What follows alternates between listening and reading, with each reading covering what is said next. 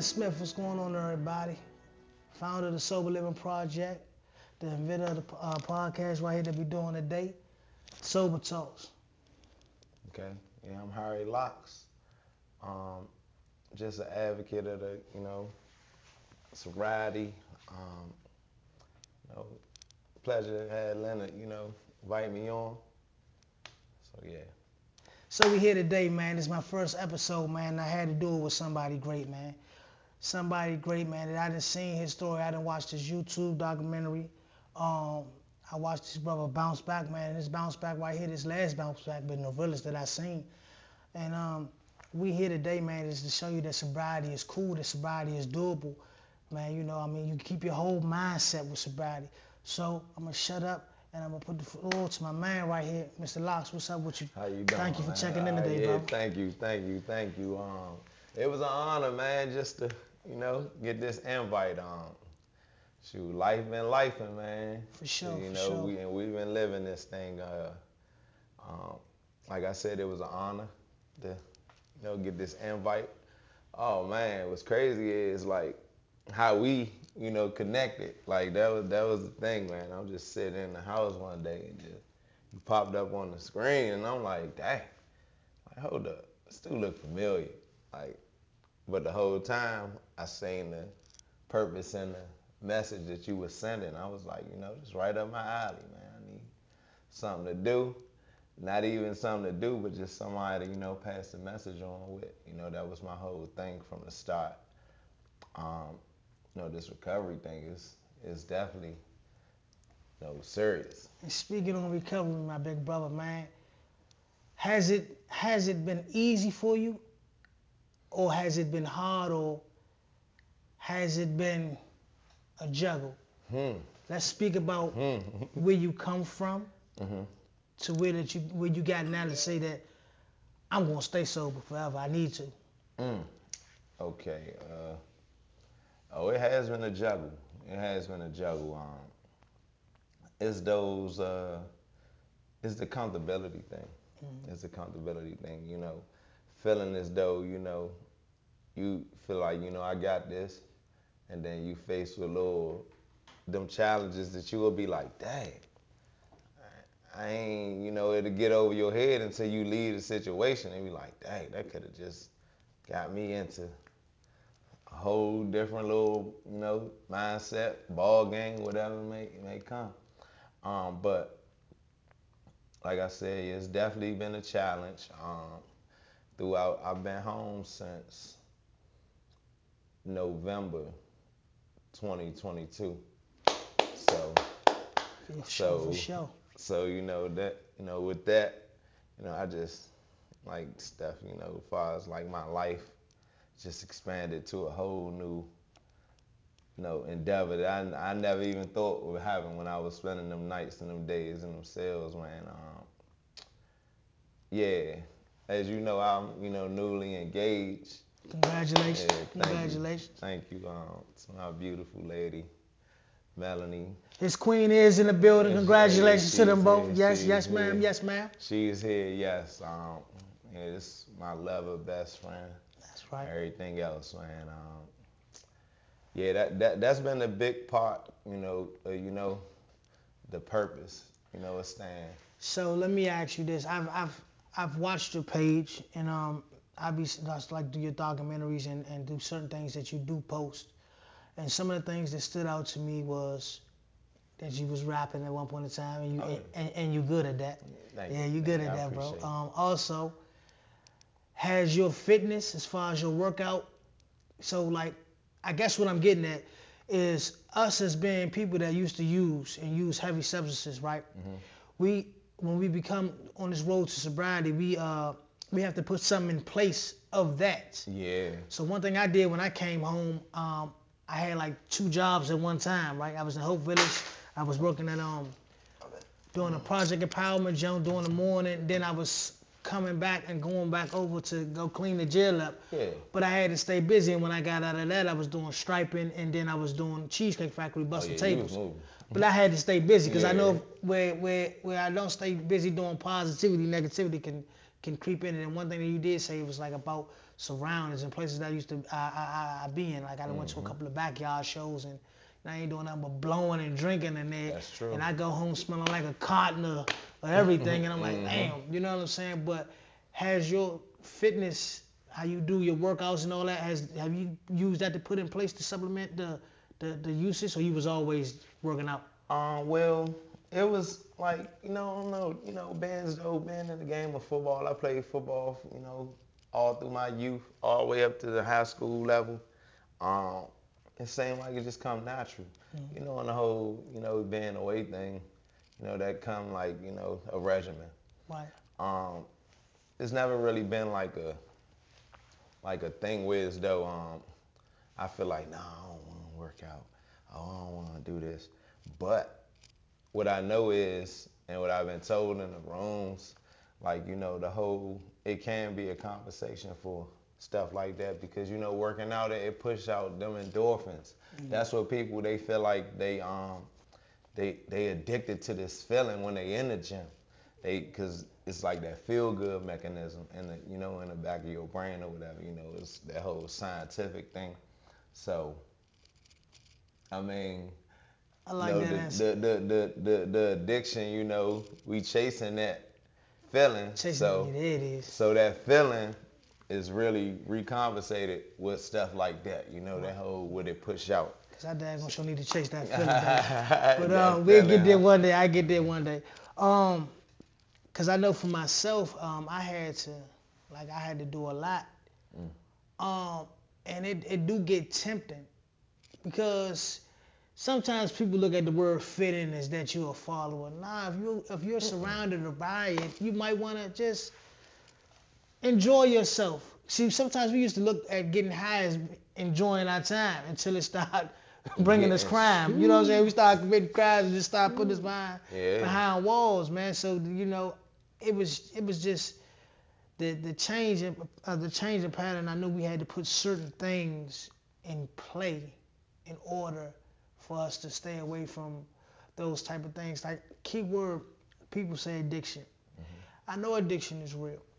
But the one thing about addiction that I like to do is I don't believe in it.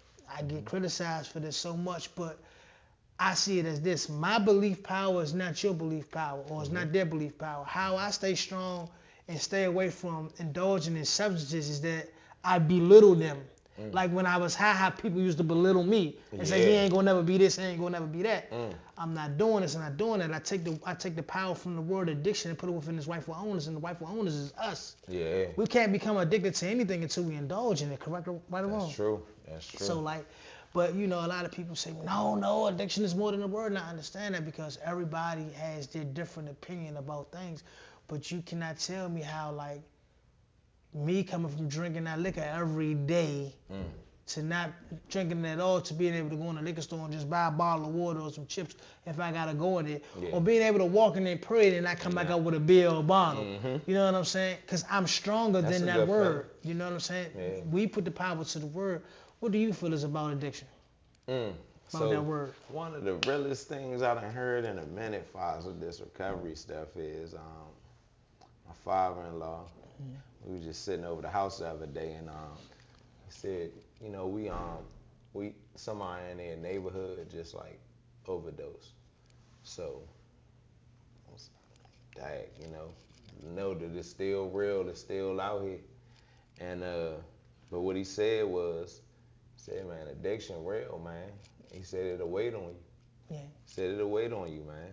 No matter what you doing, how relaxed you get, however you moving, all that, it's still there. In the room, they say it's doing push-ups. It's waiting on you. Yeah. So, and that came from an older perspective, and I can respect that. Just as well if you would have told me something, because you're elder than me, and I can respect that. So one thing I do feed off information, but I do also know this, man. It's up to us. It's up to us. Now, some drugs are harder than others. Alcohol is a strong drug. PCP is a strong drug. That fentanyl, heroin is a strong drug. These are strong drugs that if you engage and you indulge in daily, your body would become dependent on. Dependent, yeah. Right. So But I do know, like, for me, being home 4 years now, it hasn't been as hard as I used to think it was. Funny story, I remember one time I called myself trying to get clean when I was sitting on the streets around M Street. I go down there, when Columbia Liquor Store was still open. Oh, yeah. I go down there and give me some O'Doul's, those, yeah. those are non-alcoholic beers. But I'm still outside on the porch with everybody else. I'm chugging them jokes down like I'm really getting drunk. Yeah. So I really had that feeling for wanting to be twisted, wanting to be drunk. Until I started thinking about, like, what this junk was really bringing me. And then, I don't know if you be having these visions sometimes. Like, I have visions of where I used to be and where I'm at now, like how I used to look twisted. We was never no fucked up, bummy looking people. But what I'm saying is, if you look at a picture of your old self to now, like I used to look wild as because I know I do. I rewatched that documentary, man. Think I need to again, man, just to like see again. Like sometimes I look at it like, dang, like kind of like those scenes, because I actually had scenes in it where I was recorded. People, we in the Instagram era. People always want to, get the funny stuff and all that. So, yeah. So another question. Fresh home, newly engaged. I know my fiance with my wife now, she has changed my life in a tremendous way and speed, right? Because we both came from the struggle and we both were struggling hard, but we brought that struggle together. With that struggle, when it came together, we made power out of it. And I love you, baby. I love you, baby. And I thank you once again for letting me be crowned as your king. How has your significant other, your fiance, your wife to be, helped you in your road to redemption, your road to recovery, your road to change, your road to everything? Because when a man finds a wife, he finds a good thing. So let's explain some of that. Okay, shoot. She done put together the playbook, man. Yes, For real, yes, them do what's crazy is, yes, like, I met her like the first month after, coming home or whatever, the expectations from both of us was, find that person. I feel like I wasn't dating to, just date. Like, I was dating to find that person. And long and behold, ran into that person. We did the whole everything. I call it the interview process. Meeting other people from both sides. Just the whole, that early dating stage where you just getting to know each other and stuff like that. But to answer the question in a whole, like, she's definitely been like that piece to the puzzle that I definitely needed. Like, I don't even live in DC no more. That's one thing, because your environment could definitely determine your outcome at times. Your strength. Yeah. Until it grow. I mean, ain't no, cause I can't say, growth. It come in a process. And I feel like I was living in DC for a while, but I feel like my strength really came being away from this environment, and I just was gradually just coming out here to work, and then stuff built up. But this all just saying, with us, she's definitely strong-minded, strong-willed, and that with my personality and my drive, us together, like, we like a force to be reckoned with. Her Instagram is You Can't Stop Her, like, and shoot, you can't stop her. And this thing, like, when we come up with something, we put it in our minds, like, we make it happen. If y'all, look and tune into my stuff, y'all see we always doing something. Yeah, I had to I haven't stolen it yet out y'all playbook, but my wife been trying to get me to play little games, and I like how y'all be playing y'all little games and y'all game night amongst each other and stuff. That it just keeps it real, so you never know. People are always watching. So yeah, when you hit me up, I say that. I watched, and I seen, and even though I didn't know you back then, we come from on the same area. Yeah, same area. Yeah. I seen your story. sometimes you can see a person's story from within them, and know that where they're going is way much stronger than when they've been at. You know what I'm saying? One thing you did say about moving out of the city, I'm on that urge too. And one thing about me, whenever I'm speaking, man, I keep it so real because the violence has picked up. My big sister Tia say never say senseless violence because there's always some type of reason behind it. She didn't put that. And it is, right? It is that. But one thing that I do know about this violence, man, majority of the people that are committing these acts of violence, of vengeance, are under the influence of something. And one of my biggest fears is having to harm somebody to protect mine. Because I know what comes with that. Back in the cell, then my beautiful wife, my children, I lose all that because I'm the type of man, I'm not going to take you with me. Yeah. Because I want you to still have your mind. I don't want you to be stressing over me while I'm in here not knowing what these people going to give me. And I knew that I had to protect you. Yeah. That's my biggest fear. And it can happen anywhere, but yeah. The city, it's not like how we used to live. We used to, you know what I'm saying, not glorifying it, but people used to get high and drunk and twisted and can chill outside all day long. Now when a person get high, drunk, or twisted, if they do that, you gotta be looking all around. You know what I'm saying? Yeah, that's more paranoia. I don't even take my kids outside, bro. Y'all fight out here. Yeah, because it has become the norm of the city, and they don't care who gets hit. You got women. I walked for the 6-year-old baby that I killed up here up the street, God rest her soul, years ago. It's I'm so tired of seeing children that are babies that haven't even really started processing their words right, get struck by bullets. And I got a baby boy that's 1, you know. So it's just, but I know violence of any source of violence and the use of substances go hand in hand. How do you feel about that? Yeah. Being incarcerated, you know, I done ran into a couple people, you know, that was in situations where, you know, they be like, dang, man, if I wouldn't have, dang, man, we was just, and then it just happened like that. And like you said, people protecting themselves. I done seen it all, you know, talking through them slaps of people, like, dang. Like, but this senseless violence is crazy. I just lost a friend of mine, good Muslim brother, about a month ago.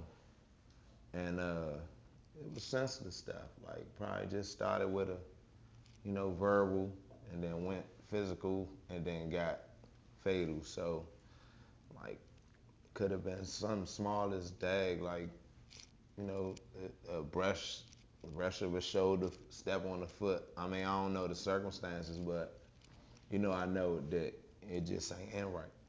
So, yeah, this city has changed. You know, we was once like Chocolate City to the point where, as though, you know, me coming up and, like, you know, as a kid and like going to a teenager in the 90s is a whole different ball game from what we dealing with now. Like, we had love.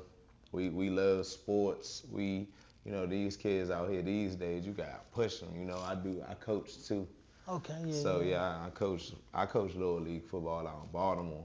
That's good. So it's like, you know, that's a whole little different vibe in itself. So I mean, we could do something else on that one. We was trying to come out there, out the Baltimore County side though. Oh yeah, okay. Houses are beautiful. Oh yeah, they are. Yeah. We on the outskirts, so like right there in the city, right there in the county, we like right on the line. So yeah, like you said, it's nice. So yeah. One of the things you did say about the situation, my condolences to your brother as well. You said it went from verbal to an altercation to fatal, and I like how you broke that down. I like how you put that because it's so true. That's how things start off. Things start off as verbal. Then you might fight. but you can't just leave it at the fight. Yeah, yeah. You gotta yeah. go do more. And 2 lives are lost whenever a trigger is pulled. Mm-hmm. The person that's in front of the gun and that's behind the gun. Mm-hmm. Regardless, however you look at it. Yeah. Then you mess up the lives of other people if you got children or whatever. You never. Whatever. It's like, as black men, we really gotta think about the actions that we put forth. We actually gotta think about that. Like they say, man, we supposed to be kings and queens out here, man. So how can we move as a king and we thinking as a peon? Let's keep it real. Yeah. we not gonna sugarcoat it with you. But like I said, man, this piece of sobriety has brought me so much peace. I can think things through now. Mm-hmm. Shit. They used to call it what they call it? They say they used to say, man, what they used to say about the drinking, man, when Bammers drink, bro, and they get all amped up. Incredible Hulk juice. What they used to say? Oh yeah. Well, you know, that was a drink in itself, Incredible Hulk, but yeah, I don't get into where you going. Yeah, they used to say, man, I forgot the saying, but like when liquid courage. Yeah, they all courage, that. Yeah. Well, I want to jump out the plane and do it all now. Oh man. So you know what I'm saying? I was already amped up anyway because coming up from around my way, I was took out. My mother's name was Sandra, so my mother died when I was 6. Oh, okay. So I grew up in the foster care system. You know what I'm saying? I went to her best friend, so I was with my dad for a while, but my daddy was deemed to die in 2004. God let him live to 94, excuse me. God let him live to 2005. Okay. You know what I'm saying? So that when I was 18. So then I knew, oh man, I'm born and raised around HFM. Now I need to go back around here, get about this foster care system. And I was trying to make a name for myself. I was at that point in time, I was trying to fit in. I was trying to be everything that God had intended me to be. So I wanted to fight, I wanted to shoot, I wanted to cuss, whatever it is, bring it to me, and that liquor just intensified it. Like, yeah, I think I'm Incredible Hulk for real, yeah. But you know, I say all that to say this. At that point in time, I was never thinking things through. As I became sober and continue on my path to sobriety, I can think things through. I can, not say you, but I can accidentally bump somebody outside or somebody can say something wrong to me and I could be like, man, you got it, bro. Because I know what I'm capable of doing. And then I know your capability as well, too. And I don't want to see what you can do. Yeah. And I ain't trying to do what I can do. Yeah. Because you might get the ups on me. So, yeah, it's just, I just ain't trying to go there no more because I know what's at stake. You know what I'm saying? So, but at one point in time, I was just on go mode. And I was on go mode for all the wrong reasons. This right here, that I built a LLC. I'm going on my nonprofit now. I built this from the ground. I built this from my heart, like, because I believe that we are stronger than addiction. Don't no drink got control of us. Don't no dipper got control of us. Don't no crack rock, don't no heroin got control of us until we give it control of us. Yeah. That's how I feel about that. That's definitely. How has your life been now as far as being sober? Like what does a day consist of, Mr. Hurry Locks? Shoot, they started what I'm looking at, 5:45. Sure. I'm getting up, you know, the whole routine, getting together. You know, I do construction. Yeah. I'm trekking down that road. I gotta be in that car hitting that gas about 6. Get there 6:45, 7, however it may be, depending on traffic. 7 to 3. Then I'm back up the road. Then I'm hitting, depends on the day, football, got to practice. Then if we done playing something during the day, shoot, it's clean up, it's something around the house. But shoot, weekends we book. It's like we like a venue in itself. We doing events. Somebody got something going on. They want us there. You know, this social media stuff be something, man. Everybody, you know, then a new engagement, you know. We connecting with other couples, you know, they loving the life and the story that we, just creating for each other, and they want us a part of theirs. we want to be a part of, just positive vibes and environments. But along the way, like throughout those regimen and routine days, um, challenges are faced, phone calls are made, little stuff. You might see people from your past. Um, be them people you done probably came up around, just moving and oh hey. You see people like, dang, let me get $1 change, however it may be. Like, and that be the reflection of what you see, like dang, like that's what they could resort to, with this addiction thing. Question: how do you deal with conflict now? Man, like personally, like I don't like even when I was away, like I really shied away from that, all that. You got it. So let me yeah, that's right. But let me word it different. I'm not talking about like a enhancement of conflict. All right, you on a job, cause I just want to I want them to know. And you know how I get sometime on a job, especially in construction, cause that was one of my first jobs I started out with. Maybe one of the bosses say something to you wrong, or one of the coworkers say something to you wrong, or give you the wrong type of attitude. How do you get through that, knowing that this is your pat, that you dig in to feed your household? This is your livelihood. How do you deal with that conflict? Man, shoot. Well, you kind of just gotta, especially in this field, that construction stuff, man. We dealing with different ethnicities and stuff like that. That whole that little immigration thing, that stuff real in that field, man. Like,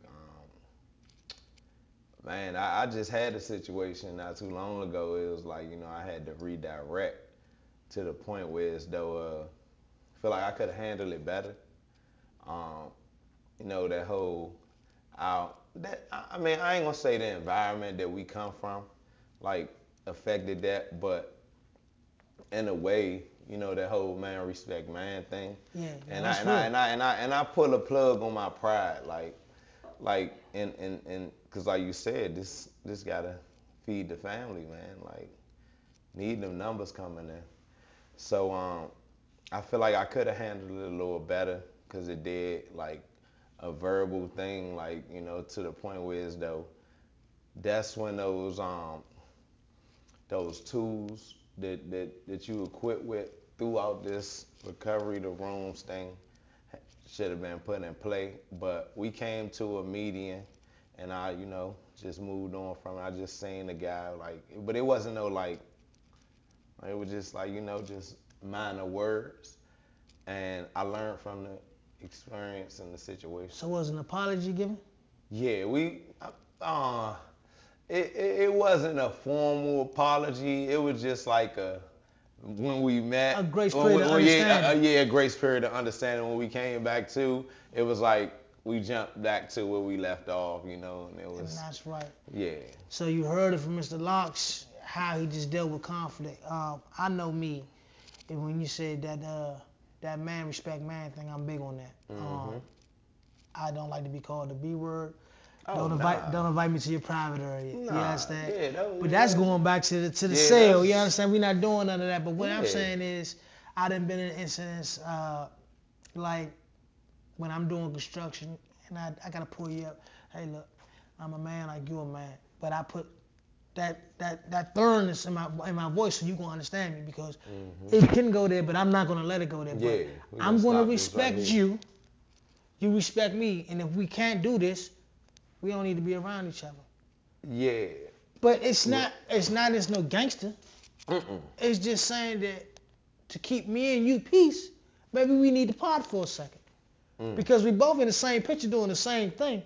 You know what I'm saying? And if I'm wrong, I'm always going to come. Even if I'm not wrong, I done caught myself sometimes saying, man, I apologize, bro. Yeah. You know what I'm saying? Because I'm still working on myself daily. And I know, like, it's not no more arguments right now. Somebody say something to you be like, man, well, F you. Next thing you know, they whipping out the window or whatever. You like, I ain't trying to be ducking no jumps or nothing like that. But I do want respect, and one thing in my pet peeve is I give out respect to get it. Mm-hmm. And I don't care if you're a sucker, you're a punk, whatever you are, whatever you know what I'm saying. I'm not calling nobody that, Yeah. but I don't care what you are or what you stand for.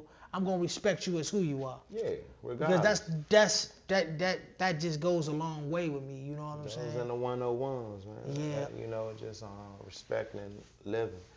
But like you said too, I felt like with that situation, I should have drew the line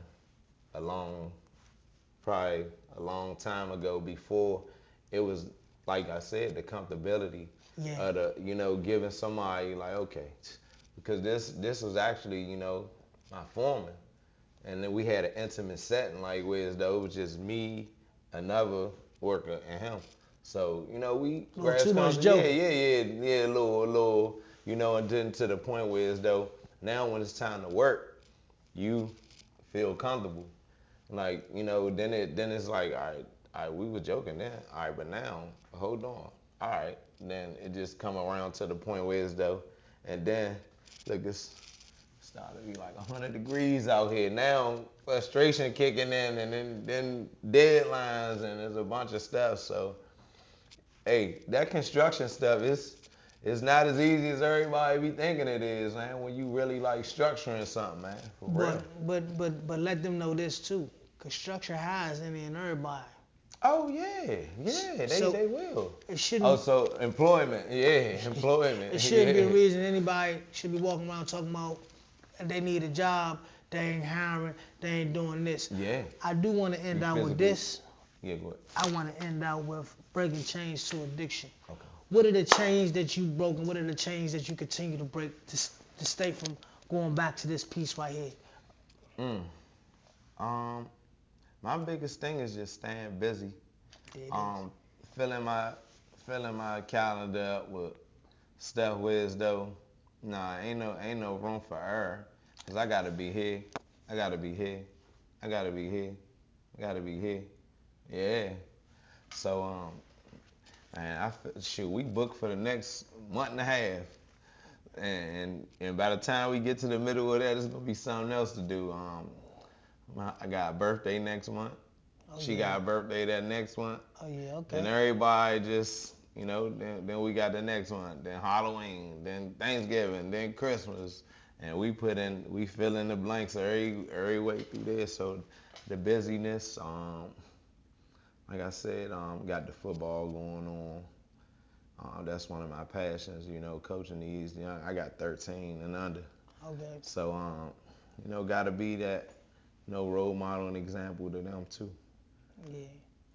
Yeah, bro. You good? It was one thing, just being a man to my family. I'm the only child of my mother. Okay. Working on kids. So, it was just life in itself. Probably one in the oven now. You never know. Yes. You never know. I mean, like you say, working. So. Speaking on your mother, how does your mother feel that you done cleaned your life up? Well, my mother loved it. I mean, cause like. Can you explain to us that first look when she knew that you wasn't indulging anymore at all? I feel it all the time. Like when I'm when I'm around her, I know what it looked like. Yeah. Because like in my addiction, I did give her, shoot, like I just told my fiance, our life feel like a movie, like, and shoot, I feel like it's a good one, but like in my time though, with this stuff, when stuff wasn't right, it be like a movie too, like, so, but yeah, today is definitely a good movie. I feel like even this in itself, before we was leaving, when we was leaving out, my mother-in-law, she come out the window, was like, "Where y'all going?" Like, yeah, we told you that. We gotta do, like, stay busy, like, we moving, we doing stuff. But it felt good to be like, coming to do this. Man, I'm gonna say this first before I get into this, man. like I say, once again, I met this guy right here off of social media. Even though we came from the same neck of the woods, I don't give too many people their flowers because a lot of people don't deserve them, or I don't know their reasons why they deserve them, because I don't allow myself to get close to anybody.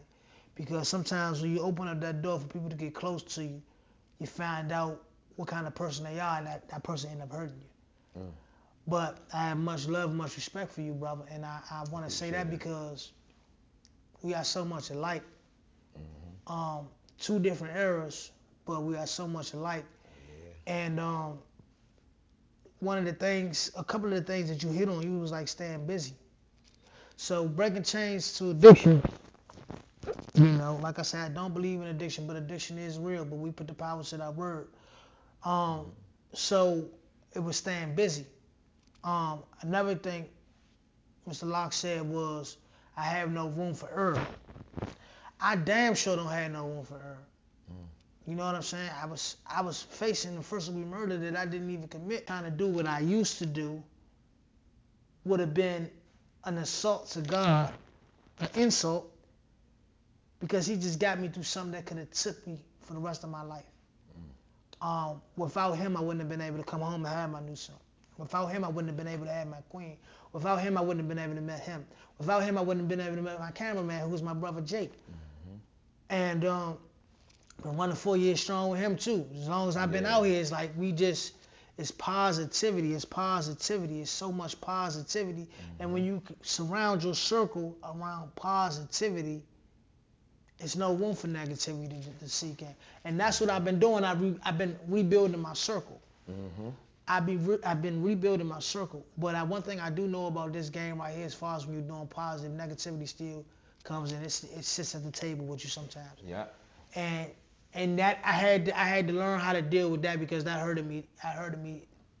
A lot too. I'm like, damn, I'm home. I'm doing all this positive stuff, and this person right here is hating on me. This person is trying to bring down my peoples. Why are you trying to bring down my peoples when they're doing something good? And I'm still learning that you can't fight fire with fire, because it only makes the fire go higher.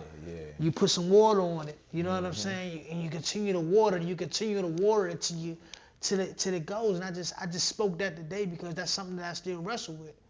So like as I say, Jake my brother, T is my sister, Queen is my sister. If somebody say something wrong about them, I'm ready to go to war. But I also gotta understand that this is not what we pushing. We pushing longevity. It's not even just peace. It's longevity, because we're looking at the bigger picture while he's shooting the motion picture. So it's like, this is what we're looking at. We're looking at freedom for all, because it's easy for us to crash out. And I'd be ready to sink that battleship when you come wrong about one of them, because they helped me get into the place that I'm at. He helps me get out my story. And this is what so many black men need to do. Talk about what they've been through, talk about where they're going, so the other black youngest can see it and say, man, if Hurry could do it, man, I know I could do it. Man, if Nietzsche could do it, my nigga, I know I can do it. You know what I'm saying? And why so many youngins take a liking to me, because I guess, I don't want to say it's the wrong reason, but it's the only reason they know. Man, he sat down for a murder, he ain't even tell, and he ain't even do it. They love that. They love that. You know what I'm saying? And once again, before we end out, I do apologize that a murder of somebody changed my life in the better and hurt the mother of this person in the long run. You know what I'm saying? Forever. They changed my life for the better, but hurt the mother forever. But you know, as she do know, and as she read the court proceedings, I wasn't the one that killed her baby. So my condolences is forever with you, ma'am, and everything. But you know, I'm always apologetic, and I know how that shit feel to lose somebody, bro. Like I heard the scream when she seen her baby on the screen. That shit still haunts me. It haunted me in my cell at night, and it haunts me now. You know, so I'm very apologetic, and anybody that I ever hurt in the way of, in the midst of making me, I apologize. That's another thing black people, black men don't know how to do. We don't know how to take accountability. Yeah, that's big. That's big. Oh yeah, this like you said before we go, you was touching the topic screen about the people at the table and the negativity and all that type of stuff. Me personally, throughout my endeavors in this living, it seemed like I would try to even though I know these people negative, still bring my positive spirit to them and feeling like you could possibly change this person's outlook or however they moving and I've been I've been affirmed, confirming that if they on that's what their mindset is, that's what they on, that's what they on. Like yeah. As I was even gonna say, you gotta be careful with that. Yeah. You gotta because that'll drain your energy. Drain it, yeah. Because you'll be putting in all the good, but the bad keeps trying to suck away all the good that you put in. But I just say, man, we gotta walk by faith, not by sight, because guess what? Those same people that be at that table sitting amongst us, that's trying to rob us and backstab us the whole way, they be actually wanting our help, wanting our attention, wanting to know.